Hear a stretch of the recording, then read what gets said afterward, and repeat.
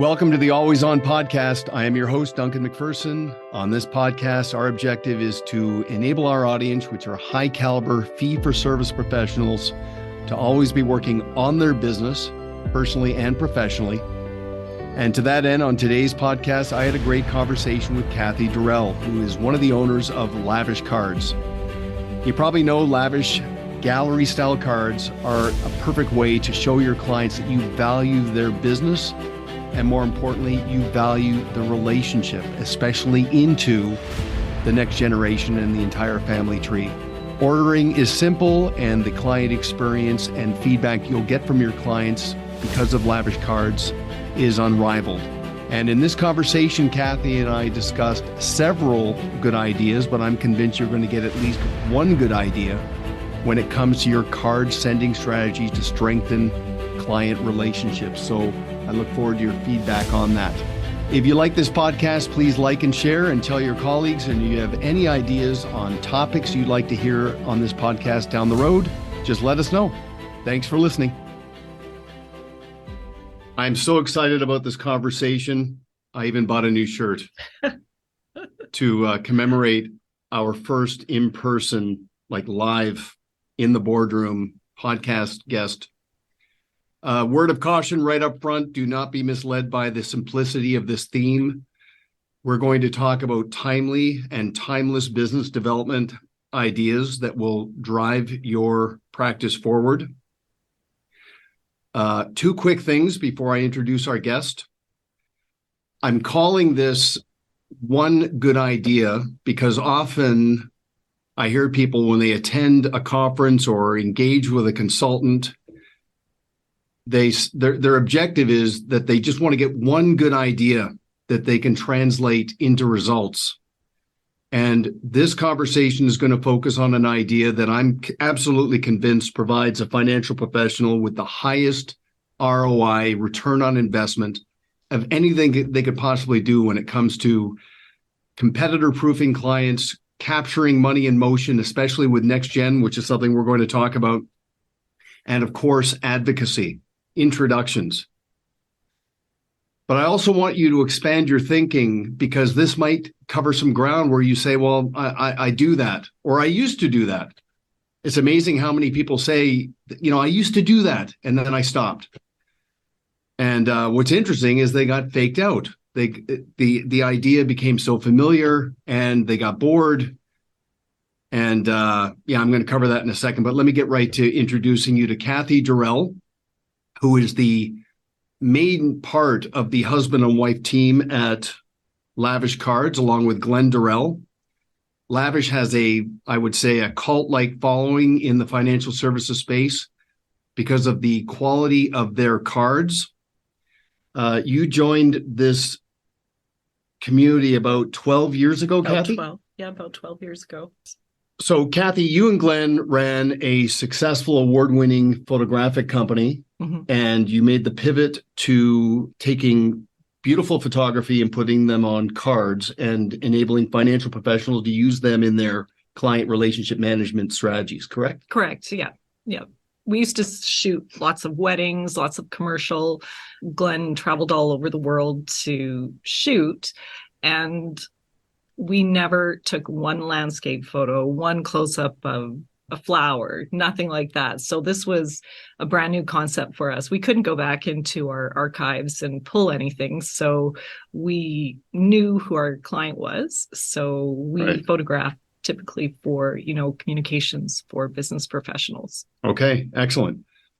I'm just going to qualify this a little bit because there's a bit of a dichotomy, because we're going to talk about some very innovative strategies around cards, but we want to focus on the simple. I'm a big fan of Confucius. I don't know how much you might have read about Confucius going back 2,500 years ago, but he had a great quote. He said, "Life is simple, but we insist on making it complicated." And I think when it comes to cards, in fact, I coined a phrase today. Yeah. I want to test it for the first time. Don't embrace the shiny and new at the expense of the tried and true. Wow. Yeah? Yeah. You're not just saying that? I'm not just saying it. I do like shiny things, though. True. But you kind of remind me of my wife, who still to this day cannot believe I get paid to talk. Like, she's not convinced they listen. What do you Well, think? yeah. When you ask her what you do, she Yeah. is a little confused. Well, I don't know if I told you this, but I used to test some of my new ideas like that on her, and she'd roll her eyes. It was like talking to a slot machine. Yeah, Yeah, that's what we do. And by the way, a little bit on Cathi. She takes mental, physical, spiritual, economical health very, very seriously. So thank you for that rejuvenational drink this morning. The turmeric and ginger was fantastic. And if we hear any grumbles in your tummy, we'll know why. So hit Cathi up for some great recipes on that as a value add. Okay, so let's address the elephant in the room. Okay. Like, at this point, everybody's saying, seriously, a podcast on cards. I mean, come on, how do you make this interesting? It is going to be interesting, I assure you. The first thing I want to talk about is the concept of professionalizing and standardizing your card giving approach. And one thing you told me that I really like is the difference between, it's not just a good idea, but it has to be a campaign. So instead of a transaction, a tactic, it's an habitual approach. It's part of the core of the business. Can you ease in with that? Well, we all think it's such a simple concept, having a greeting card. I sell lots of greeting cards. And sometimes, people just don't use them, or they call me back and they're like, I've still got a stack of greeting cards, in my desk. What can I use them for? So I tell them, every time you're thinking about someone, if you've read something in the paper or you've heard something, just send out a greeting card, because it's that personal contact. It takes your business relationship into a little bit more of an intimate relationship where they have something physical from you. And but it is not an easy thing to do, because we just don't do it anymore. Right. Which makes it a rare sort of practice for people to do. Well, again, part of the dichotomy is finding the balance between the art and the science of relationship management. Mm-hmm. So, your clients are like our clients. I mean, they're financial professionals. Right. And I keep reminding them, you're managing three things. You manage money, you manage a business, and you manage people. Mm-hmm. And I want you to approach managing people with the same level of importance that you manage their money and that you manage your business. And cards do that in such a meaningful, impactful way. Now, okay, so let's split this a little bit in the spirit of being process driven. So there's the reactive approach and then the proactive approach. Mm-hmm. The reactive approach is when something occurs in a client's life and you want to slow life down a little bit and help a financial advisor celebrate that for a client. Mm-hmm. Could be the birth of a child, a grandchild, could be, a setback that they have to acknowledge, or it could be anything.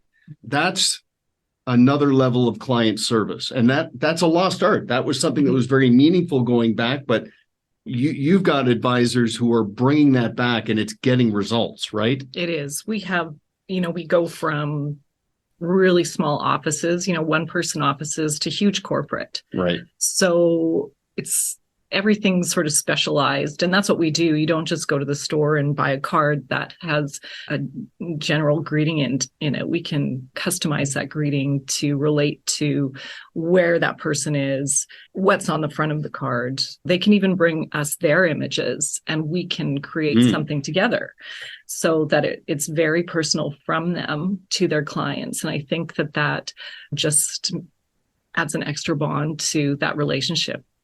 Okay, so I really want to get granular into some of these best practices, and anybody listening in can sort of cherry pick and decide how they can supplement your current approach. But what's very important is, in addition to the reactive approach, responding to critical life events, moments of truth, milestones, achievements in a client's life, then there's the proactive, and that's the scheduled, consistent approach. And people who know me know that one of my favorite campaigns is the Thanksgiving card. And that is, so you've been doing that for the entirety of your career in this space. And I'm going to assume that that has generated massive feedback. Well, it was a first campaign. So when we first got into this, we were thinking about starting a greeting card company. It was just before US Thanksgiving. So by US Thanksgiving, the fall colors are gone, here in North America. So Glenn actually had to fly to New Zealand for our first campaign. But it was so important, right? We knew that it's an easy way to, reach out to your clients and say thank you at Thanksgiving, or to talk about gratitude, or, gatherings and that sort of thing. So we knew that that was going to be really good. And we thought that was sort of a stepping stone to other things. And it has been. We do everything, but really the Thanksgiving, if I give people advice, they call me up, they've talked to you, right? And they're like, okay, Duncan MacPherson said I need to talk to you. And when you call Lavish Cards, you can talk to me, you can talk to Glenn, who's a photographer, or you can talk to two other people. So you're only talking to people that are right there doing the work. So we'll give you ideas, but the Thanksgiving card campaign is the easiest one to do. And it's a really great one to sort of see how it works for your business. Yeah. And you're sending out a card when not very many other cards are coming in that mailbox, right? Well, and that's just it, because way back when I was telling advisors, always look for ways to achieve professional contrast and not swim in the pool of sameness. So I would convince advisors not to send a holiday card or a Christmas card in December. There's other things you can do to differentiate. Don't go through the motions. Send a Thanksgiving card in the fall. Beautiful imagery. It's a unique touch. And generally, families get together, if not as much, maybe in some cases more often around Thanksgiving, especially within the family tree, than even other holidays. And so it's just a great time to say, hey, thanks. Thanks for a great relationship. Enjoy your family. But again, back to the theme about the campaign, once you do it, it has to be consistently done. There have been several times where I've convinced somebody to do it, and then I've had to convince them to keep doing it. Right. So they're not conspicuous in the absence of doing it. And then it just builds on itself. You've seen the same thing? Yeah. And just like you, I've talked to people saying, I used to send greeting cards all the time. I don't know why I stopped. And I'm like, I don't know why you stopped either, because right now, like I said, it's so rare to get that greeting card. So it just sets you apart. And it's a more bespoke way of reaching out to your clients. I mean, we're all just, there's noise from everywhere, right? And I don't even know how many emails. I mean, everybody's the same way. I'm not unique. And sometimes I delete emails that I shouldn't be deleting because it just looks the same, right? So, getting that special little something in your mailbox, or, I've got stories and stories and stories about financial advisors who actually at Thanksgiving deliver a pumpkin pie. Right. And so we always have a pumpkin image. We've known over the years, we always need, something food related. So it's cornucopia or, pumpkins, that sort of thing, beautiful landscapes, and, something that speaks to people, but something that can stay on a mantle for a long time too. So we want people to keep these greeting cards up so that they're a speaking point when they have gatherings, right? I mean, Thanksgiving is the food holiday, Thanksgiving and Christmas, right? It's like everybody's inside, in kitchens, in dining rooms. Yeah. So it's such a nice thing to have this beautiful, handmade greeting card sitting there for people to see. Did you say food? I could eat. You don't like food, yeah. Well, the high-tech, high-touch dynamic, and we're gonna hit on several of these points, but I've been like a broken record saying that the more technology creeps into our lives, the more the human touch matters. And there's something about a physical card that activates that sense of belonging, that safe harbor, I'm in good hands, and I feel compelled to share that. And what's interesting, if the last 3 years have taught us nothing, it's taught us that a financial advisor today wears way more hats when it comes to relationship management than they used to. Yeah.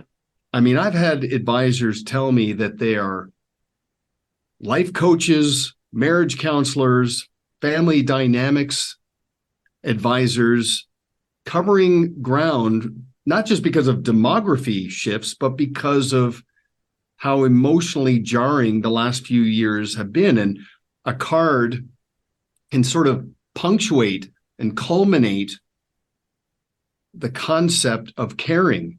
And there's a great mantra is if you can find a way to show a client that you don't just care about them, but you care about what they care about specifically, like something like a card. And you were talking about the impact and the shelf life. And we're going to touch on that in a second, but I do want to hit you up for some stories of how cards have been the bridge to advocacy.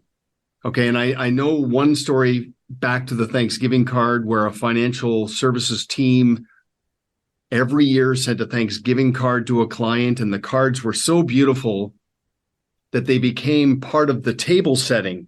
5 or 6 or 7 years of cards sprinkled around the table as part of the decorative setting.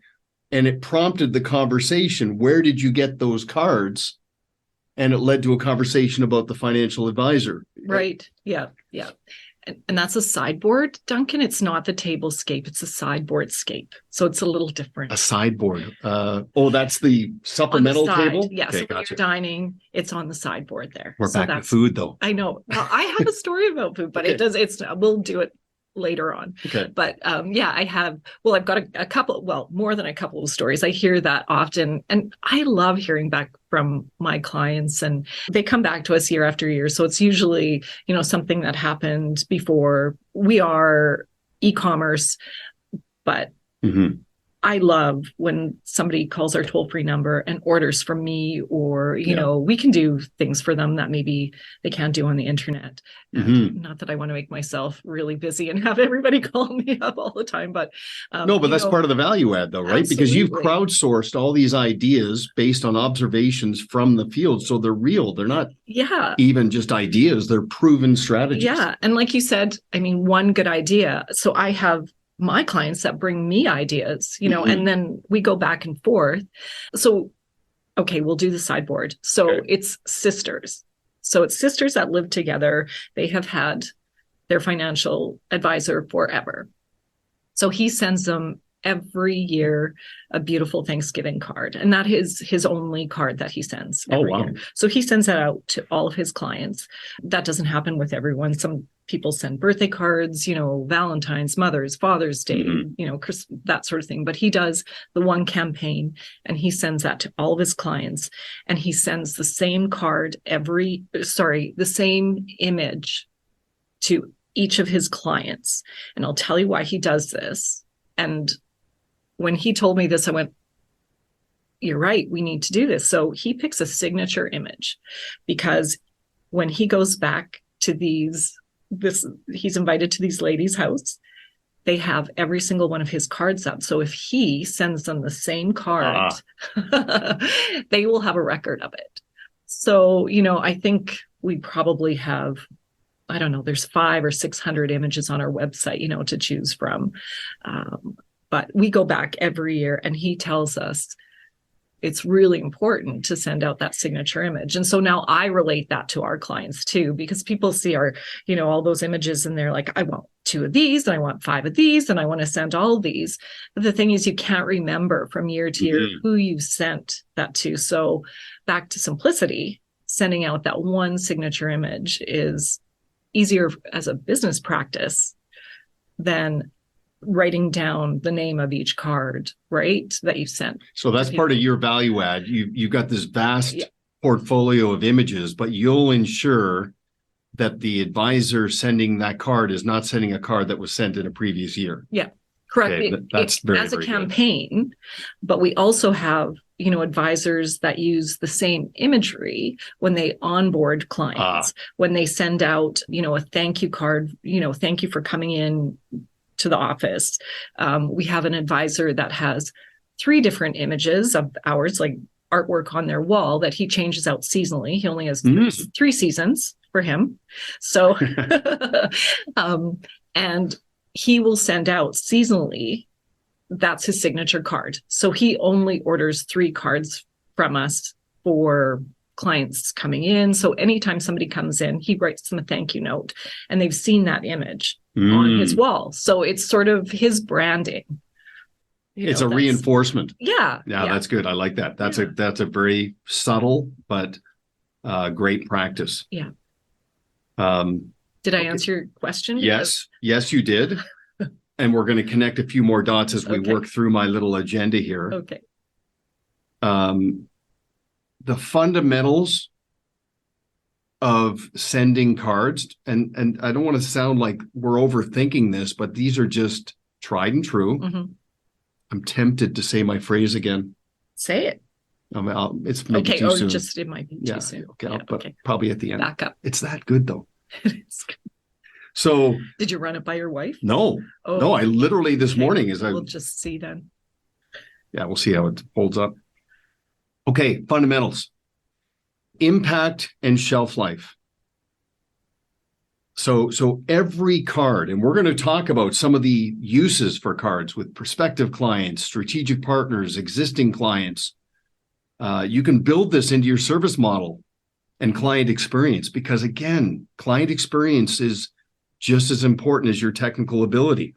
But impact and shelf life. Impact means anything you send to a client has to stop them in their tracks. Mm-hmm.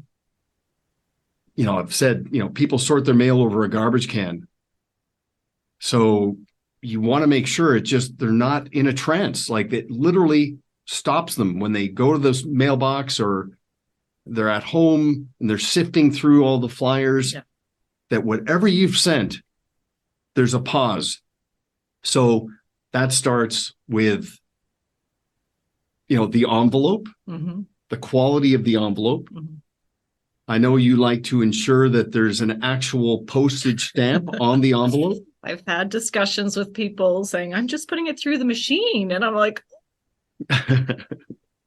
am I going to sell you these cards or am I not going to sell you these cards? Because anything that has our name and our brand on it is the best. Even our paper suppliers said, oh my gosh, this paper has gone up so much, in the past few years. Should we go to another paper stock? And I'm like, no, this one has been the same paper that we've used forever and ever. And it is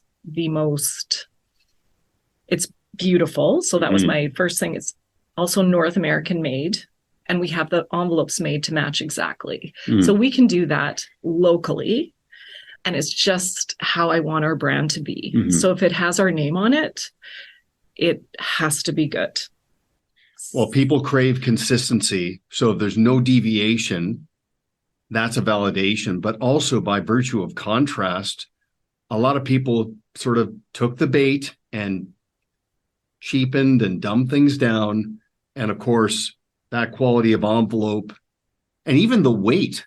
Like I've been on the receiving end of your cards. I don't know if I've ever told you that, where I've had people send. Yeah. So our advisors, maybe I had a really good consultation or I happened to meet them on the road and they sent me one of your cards to thank me for that interaction. And that's one of the first things I said is just even the weight of the card. It felt more substantial. Yeah, it is different. So the impact, the envelope. Have you heard of anybody using lumpy mail? Like putting something in the card? Yeah. Like we actually have, and she came up with this idea and we didn't have an image to match. So Glenn actually said, can you make this happen? And I said, yeah, let's do this. So she sent out, and this was during, when nobody was going out and about. So she sent out to her clients a teacup on a fancy little, I had a beautiful English teacup. And so we photographed a teacup, little biscuits, and she sent 2 tea bags in there. And so she said, let's sit down, make yourself a cup of tea, and we'll sit down and just have a phone conversation. So that was, I went, oh, wow, why didn't I come up with that? Right. And I think it took a little extra postage because our cards, like you said, are heavier. Mm-hmm. So they are, first class stamps. So just a regular stamp. But she probably had to add 20 cents or something onto that. Could that be financial planning to a T? Oh my God. Oops. Yeah. You're good. It's a safe space. Okay, so Duncan, I'm going to talk about food. Wait, hold on. Really? I want to talk about lumpy mail for a second. Believe me, I want to hear about food. Okay. So next gen for a second, please indulge me. I've heard some crazy statistics, not just in terms of the amount of money that's going to change hands, but the advisors that are deliberate about next gen, at a minimum, will retain, at a minimum, 70% of the assets that go into motion from one generation to the next, if they subscribe to Confucius, who said, dig your well before you're thirsty. And I'll give you an example of that.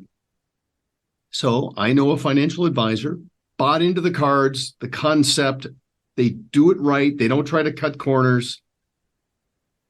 And when a client has a kid or a grandkid, they send a beautiful card commemorating that massive event, and they include a silver coin with the year of the birth, of course, like a current year.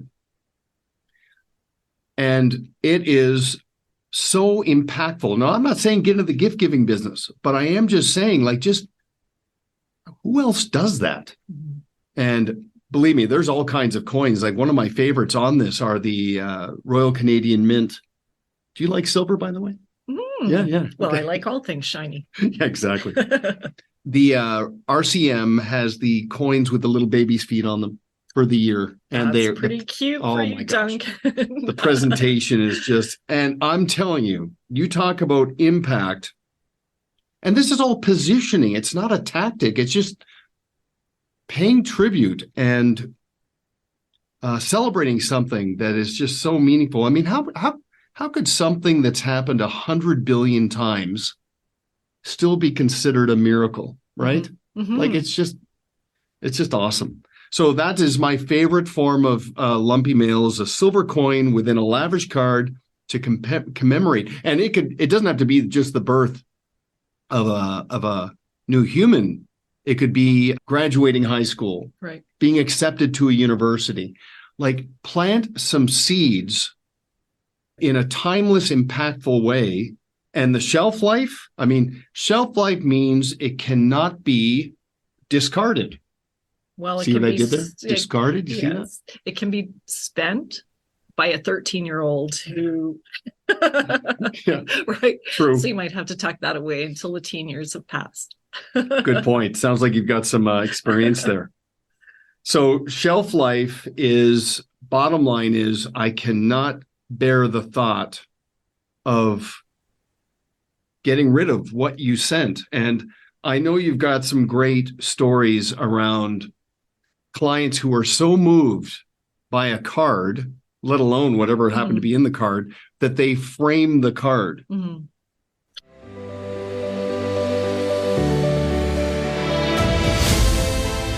Have you ever considered launching your own podcast? Not sure how to start?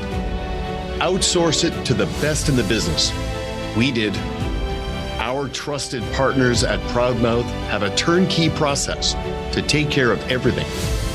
Add predictability to your marketing efforts. Visit them today at proudmouth.com.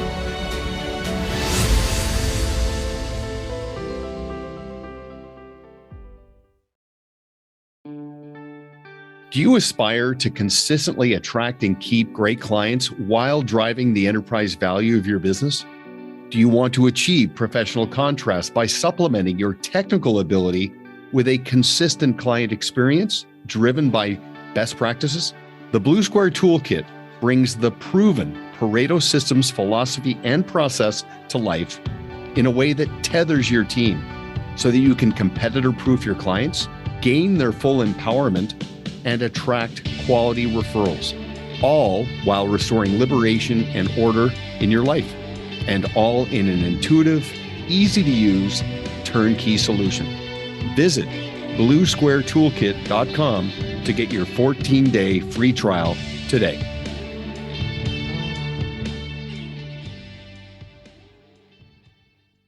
And that's how we have, so everything that we put together from the get-go has been archivally produced because we were so used to, with our business beforehand, we had to make things that were going to last forever, family portraits, wedding albums, big things that go up in commercial offices. So that can't fade away. It has to be good product. So that's what we always brought into our card making. So, we've had even our printer people say, why don't you actually print on the cardstock? And I'm like, no, it's not.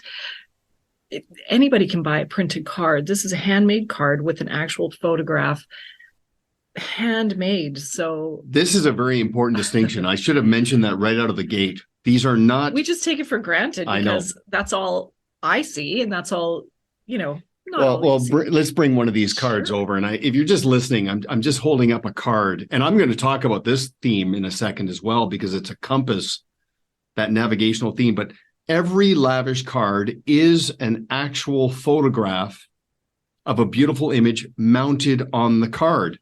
And when you look at it, it's so vivid, it pops off the card, but then you actually feel tempted. Like you actually feel it, right? I know. We're trying to take that off. But no, you just sort of like, how is that done? Yeah. It's meticulous. It's beautiful. I cannot, this stops people in their tracks, but also there's no possible way this can go in the recycle bin. This gets displayed. Like we talk about own the mantle. Right. But I've heard other examples where it sits on someone's desk or it gets framed because it is literally a piece of art on a card. And I think with the addition of Glenn's signature on every single card, which he does not sign every card. It looks pretty good, though. Done. It is good. It just adds an extra sort of, bit of poshness or something, right? That an artist actually created this card and is proud enough of that image to put their name on it, right? So it's, But having said that, we're really starting to see people sending us their imagery. And we put their signature on the card. And then on the back. Oh, really? Their signature. Okay. I never thought of that. Yeah. So we can have their signature on the card. Most people are too shy to do something like that, right? But we really encourage to have a little something on the back. I wish I brought it with me. We had a guy, and I've talked about this before with you. And so he's in Texas. So every time he lives out in a farm community. So every time he goes from the office home, he's in big sky country and he sees cows and beautiful scenery. So one day he stopped because it was the most perfect cloud and there was cows, like beautiful cows in the field. So he took a photo and we incorporated his verbiage, and I wish I could remember it all, but it was something about until the cows come home, right? So perfect. And then he put a little, it's at Macy's Field on Highway 54 or something, photographed, by this person's name. And I was like, okay, that's brilliant. I didn't come up with, that concept. And it was just, he was at the perfect place at the perfect time. And I'm sure his clients got that. And it just added, a level of, I can imagine. Yeah. Well, and that's again, back to the crowdsourcing, open source mindset you have, and getting so many good ideas going both directions. I do want to jump back onto that symbol of the compass for a second, because part of our core is that we just remind financial advisors that they're needs-based, they're values-based, and they're goals-based. So they know what their clients' needs are now and in the future as they evolve. They only strive to align themselves with clients that are aligned based on their values. They see the world the same way. and they're goals based. They know what financial independence means to a client. And you know what's interesting on that? The subtle value of planning is not just to look to the future, it's to liberate someone to live fully in the present. It just removes something to have to worry or think about and just be there, which is incredibly profound in my opinion. That came off wrong, but I know, self-important. But my point here is when you're purely goals based and then you symbolize your value, you make it easier to be found. Okay, so you think about client acquisition, you can go out and find new clients, or you can be found by new clients. That's the beauty of advocacy. When you use cards that have a symbol around not what you do, but what your value does. Okay, so if you think about that, this is a compass that speaks to direction, trajectory. It's subtle, but it gives you something to point to. I want everybody to think, like, don't go through the motions. After you've met with a prospective client, especially if they've been introduced to you, send them a thank you card, even send them a card in your introductory kit before you meet them that speaks to what your value does. You know, a compass, something navigational. Like, I know Glenn has taken some great pictures of sailing. So it's not the wind, it's the set of the sail. Yeah. And every time he sees a bridge, if the light is right, he's photographing it. Oh my gosh, I'm going to have a tear in my eye in a second because I just love bridges. And I remember a financial advisor, and I don't even know if maybe it came from you, an advisor who embraced the bridge branding as part of his identity. He put wall decor, his cards, all bridges. In his verbiage, he said, you know, we build the bridges, we cross it. We're the bridge to your financial goals. He literally had a client call him and say, do you realize every time I see a bridge now, I think of you? It's this instant association, which that's branding, right? Yeah. So when you give it some personality and identity, I know we've talked about the SWAN, right? As an acronym, sleep well at night. I mean, I know compliance might have a problem with that, but the premise of just liberating someone to live their life with fulfillment and anticipation, because you've got this. Your brand identity with your cards can do that with prospective clients, existing clients. These are an imprint. It's just a gentle reminder. Another Confucius, by the way, he said, you're not supposed to laugh. I'm just smiling with sound. You're thinking of Shawnee, right? My wife. You're thinking like, wow, yeah, she puts up with a lot.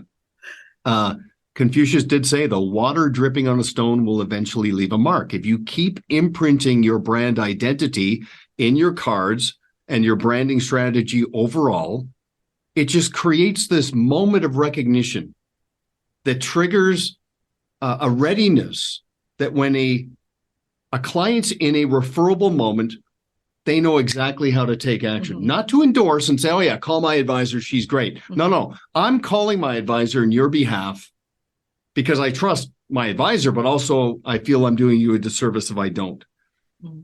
Okay, so we couldn't possibly cover all of these great strategies in this conversation, but I'm telling you, when you call Lavish Cards, have a conversation before you do anything and just talk it through, get some ideas, get it flowing, and then you'll be able to act with confidence. I do want to talk about technology. Are you going to let me talk about food first? Oh, yes, of course. Okay. Go. And it has to do with brand. So this morning when, because I'm coming and speaking with a world-class speaker. After me.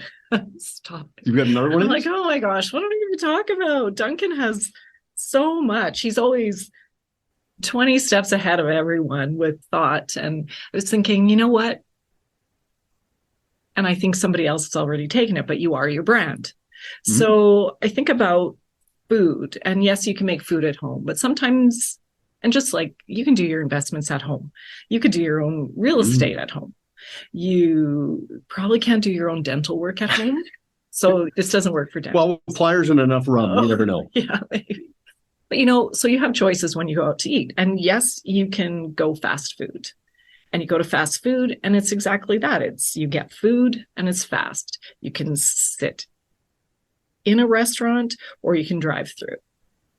But sometimes we go to a restaurant that has linen napkins. It has beautiful music playing. And not saying the fast food doesn't have, all the best 80s hits, because it's kind of my genre. But, you sit in an atmosphere and you get surprises. So sometimes you get a little appetizer the chef sent out for you at the beginning. You get the linen napkin. You get a really beautiful little candy or a little something at the end. You have somebody guiding you through your whole experience. So they're telling you what's in each one of these dishes that you get.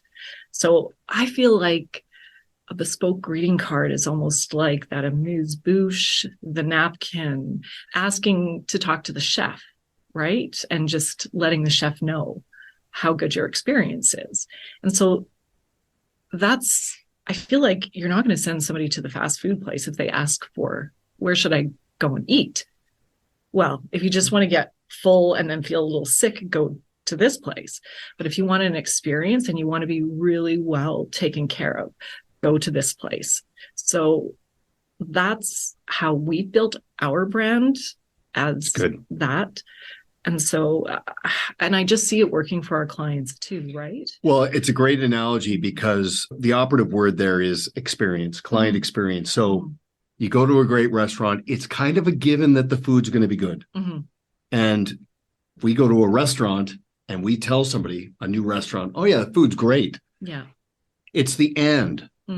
Okay. If I say food was great and the service, the experience, the ambiance, if I go on and on, I pile on, now the conviction comes out. Yeah. It's not to downplay the conviction of someone's technical ability, but it's difficult to exceed expectations with technical ability alone. It's not just what you do, it's how you do it, right, how it's delivered, how it's perceived, and then how it's described later after the event when that person's not in the room. Right. So that's a great analogy. Yeah. Okay. Good. I know we went on to branding, and I know that's a different food. I mean, yeah, I thought that would get you. Yeah. Yeah. So we, Shawnee, you, Glenn, and I, how many restaurants do you think we've gone to around the world? It's got to be a big number. Yeah. But the key here is we strive for the experience, and that is what's memorable. The taste is memorable, but it's when the server comes and picks up your napkin and refolds it beside you, how hard was that? Yeah. Or I think of the Asian fusion restaurant. So it was Mediterranean Asian fusion, and they use a lot of smoke in their everything. So they brought a little box with a bill in it. And when you opened the box up, a little poof of smoke came out. And they're not a high-end restaurant, right? Like they're mid-range, right? So they're not, you can only go there. The key is just break the trance. People, based on your comment about the noise, people are bogged down. So just snap them out of it with something meaningful like that. Okay, let's talk about technology, because we want to combine high tech, high touch. These cards are very high touch, but there's so much high tech that now has to be considered. Okay, so first of all, I want to talk a second about change. Getting somebody to change a habit, a ritual, a pattern that's deeply ingrained is not easy. Henry Ford had a great quote. He said, if I gave people what they wanted, I would have given them a faster horse. Do you know what I'm saying? Like sometimes the innovation has to come from the provider. Right.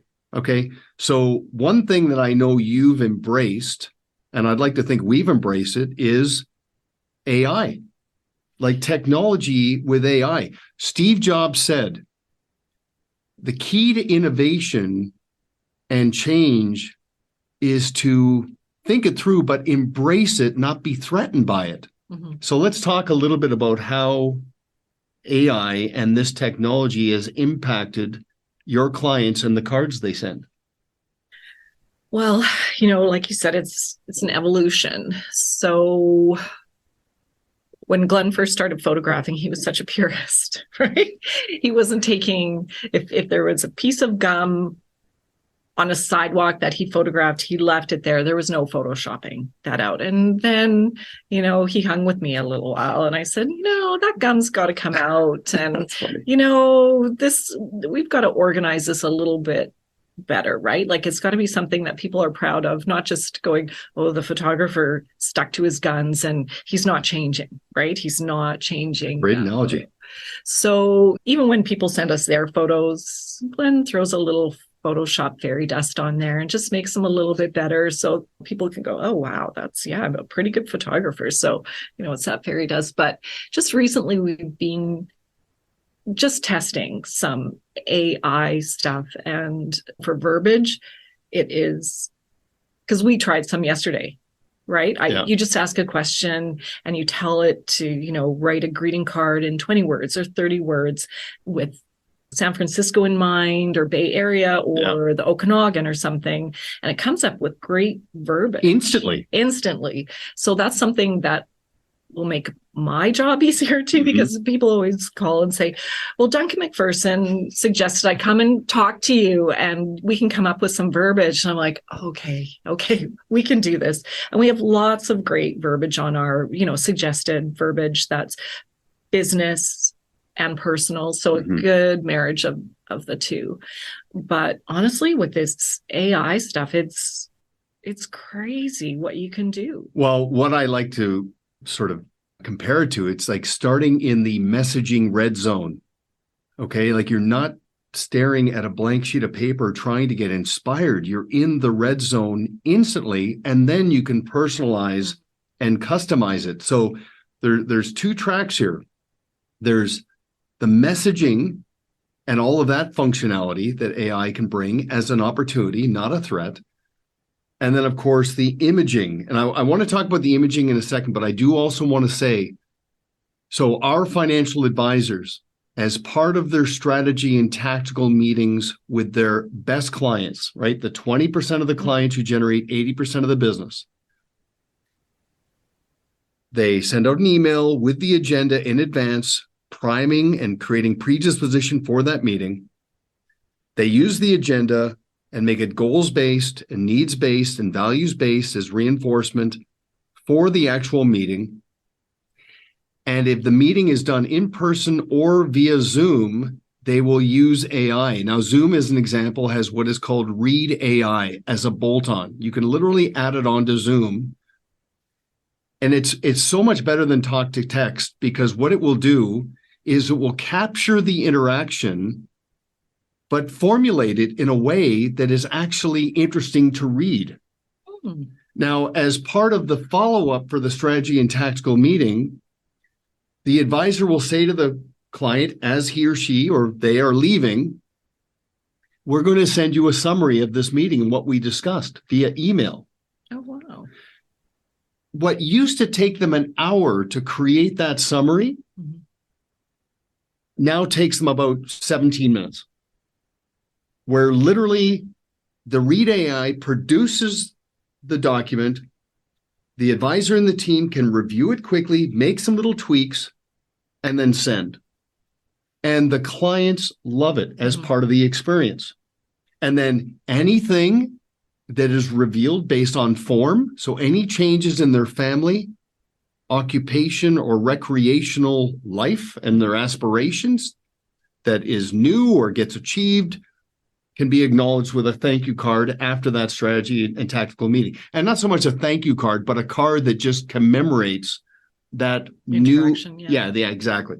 So there's the messaging and what AI can bring to the table, but you're also talking about how the imaging can be impacted by AI. And we've been playing with that. I mean, Glenn just did something funny, like just to come up with, because we've been talking about it for a while. So it seems so weird. 12 years ago, we were creating cards that Glenn wouldn't even take a piece of gum off the sidewalk, right?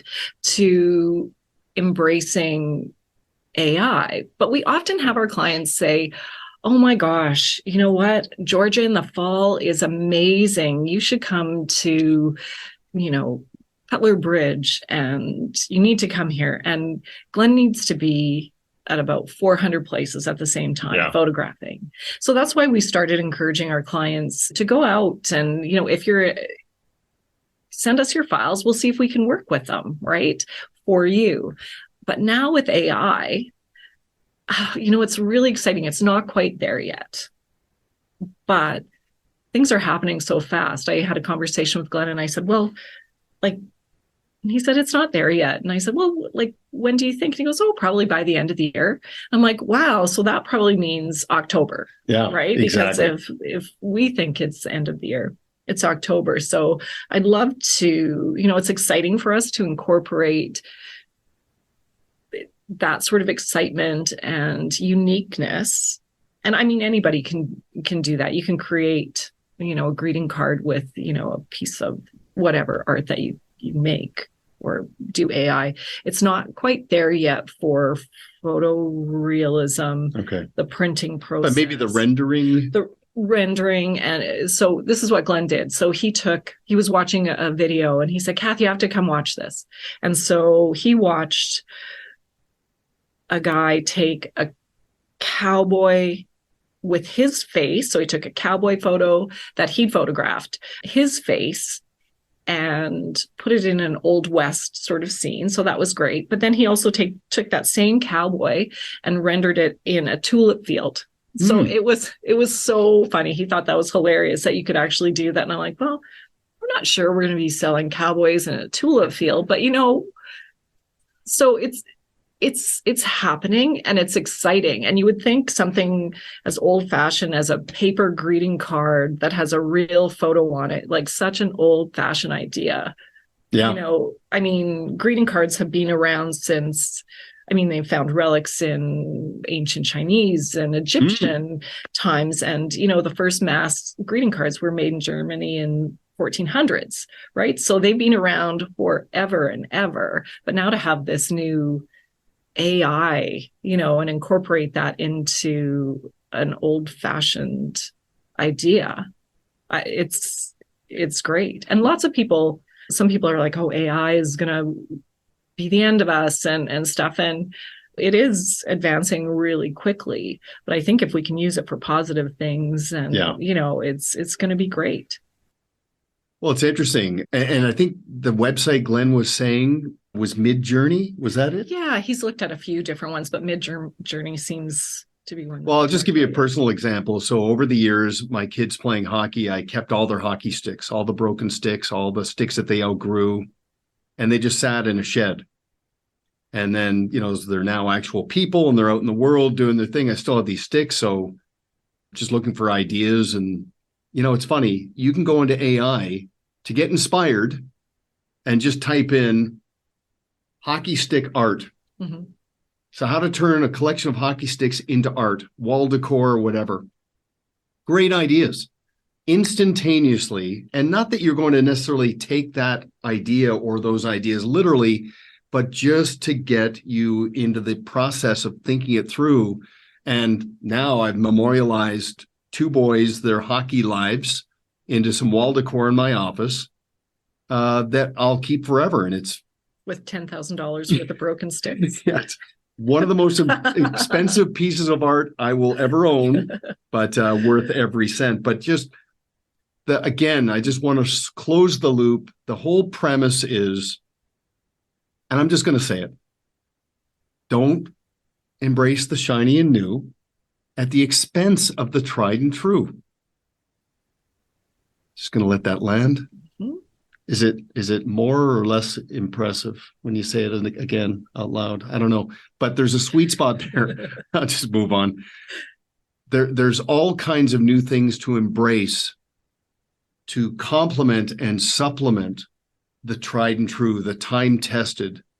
So cards are a great idea, but a better idea is to professionalize and standardize it in the form of a campaign, set it and forget it, repeat, and let clients crave the consistency of your automated processes, but also the thoughtfulness of sending something that has such immense impact and shelf life. And at a minimum, if you've not formalized this yet, at a minimum, for your most deserving clients, the 20%, your favorite ideal clients.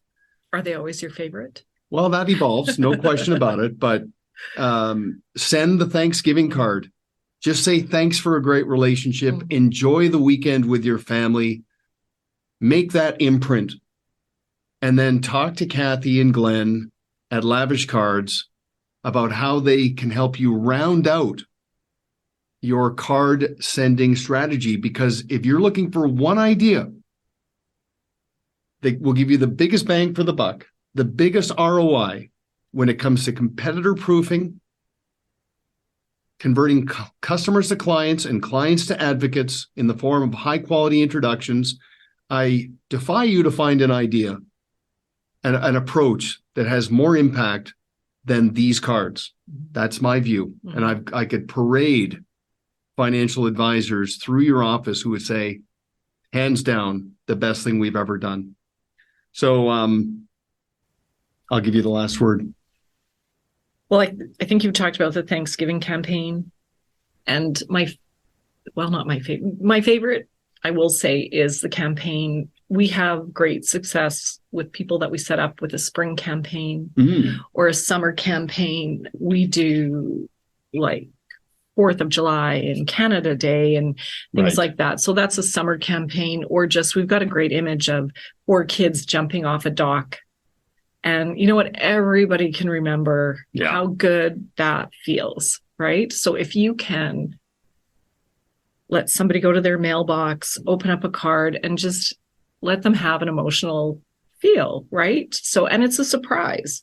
So I don't know. I just think the campaigns are great. I love the birthday cards, anniversary cards. We have, advisors that send Valentine's Day cards as well. I mean, that's a special one, but it has to be the right verbiage that goes along with that. So people are always coming to me with ideas, but I do think get campaign cards. So the same image, find a signature image for that year, send it all through the year. Even if you're doing birthday cards, I always suggest a signature female card, a signature male card, or just one card for that is a nice landscape or something, and use that, and then don't reuse that card again. But I think the campaign card is the easiest card to send out. And you always know what image was on that card, because I can guarantee people will come back into your office and they'll say, Duncan, I love that card. Where was that? And if you're going, I have no idea what card I sent you, right? But you keep track of all that. But you know what? If you're sending out a campaign card, which is one card to all your clients or to your 20% clients or whoever you choose, you know what image you've sent them all. The seasonal strategy is such a powerful approach because of the seasons of life, the symbolic element of that, but also, again, spring, it's just renewal. And the spring card, and there's a great tie-in metaphorically around investing. I mean, the seasons of investing. And, it's interesting about the doc. We had a party. And somebody brought a bottle of wine, and it was called Cannonball. Oh. And the image, a very subtle silhouette of a kid jumping off a dock in a cannonball. And I said to my friend, you know him, I said, why this wine? He went off. He was transported, talking about his own childhood and jumping off a dock. Yeah. And I said, so it had nothing to do with the wine. He said, no, I hope it's choice, though. It's a decent wine. There's no question about it. But that he did not buy the wine because of how he felt the wine was going to be. He was personally connected to the image, to the brand, and the concept and how it transported him. And he bought the wine again because, of course, the wine delivered, but he was still connected to that theme. So I can't overstate the energy that comes from making those connections and not going through the motions. So with that, I'll just say thank you very much for listening. I hope there's one idea you can get from this that you can add into the repertoire. And feel free to reach out to Lavish. They've got all kinds of best practices on how to tie in the symbolic aspect with your branding, the campaigns, seasonal, whatever the case may be, and other proven strategies. So, Cathi, thank you. Thanks, Duncan. Thanks for having me. Pleasure.